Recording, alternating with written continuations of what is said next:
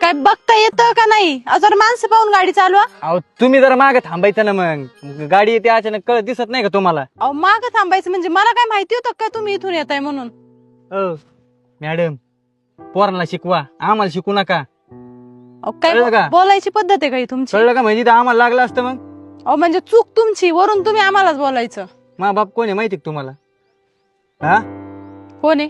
कोण आहे म्हणजे? अहो तुम्ही ज्या गावात शिकताय ना, ज्या गावात शिकवताय ना, त्या गावाचा सरपंच आहे माझा बाप. आणि बोलताना जरा व्यवस्थित बोला, समोर कोण आहे काय आहे. अहो चूक कुणाची? बोलतोय कोण कुणाला? पटतय का तुम्हाला तरी? तेच म्हणलं मागाशी, पोरांना शिकवा लहान लहान, आम्हाला नाही. नाही तर बदली होईन इथून. कळलं का?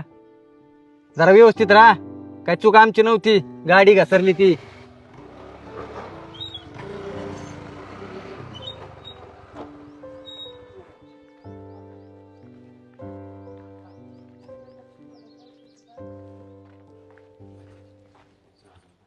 मावशी, सरपंच साहेब आहेत का?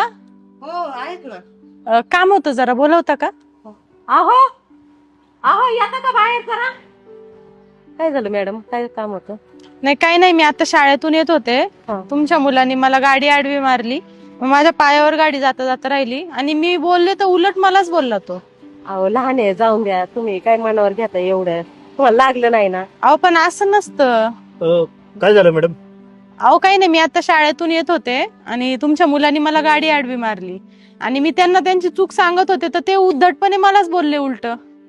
मग तेच म्हणलं तुमच्या कानावर घालावं. काय तुम्ही गावचे प्रथम नागरिक आहे, तुमचा मुलगाच जर गावात असं वागत असेल आणि तुमच्या नावाखाली दम सुद्धा दिलाय मला, मी जास्त बोलले तर माझी बदली करेल इथून म्हणून. असं बोलला तो? हो, अक्षय, तुम्हाला माहिती पाहिजे तुमच्या मागं असं बोलतात म्हणून आले मी. काय माहितीये का मॅडम, पहिली गोष्ट, शिक्षक असो नाही तर कोणी असो, महिलेशी माणसानी मान सन्मानानेच बोललं पाहिजे. का हो पप्पा? तू मॅडमला काय बोलला होता का? काय नाही, आपलं सहज अशी गाडी आडवी आली, जरा गडबडीत होतो, बोलला असेल एखादा शब्द. लाज नाही वाटत का तुला? हा, तू शांत राहा. माफी माग त्यांची आधी, माफी माग. मॅडम चुकलं माझं, मला माफ कर. बाप सरपंच जरी असला ना तरी शिक्षक हा बापापेक्षा मोठा असतो मानाने. कारण की बाप फक्त 5 वर्ष गावात सरपंच असतो, शिक्षक हा 10, 12, 15 पिढ्या गावातल्या घडवत असतो. तेव्हा त्यांच्याशी मान सन्मानाने बोलायला शिक. आणि काय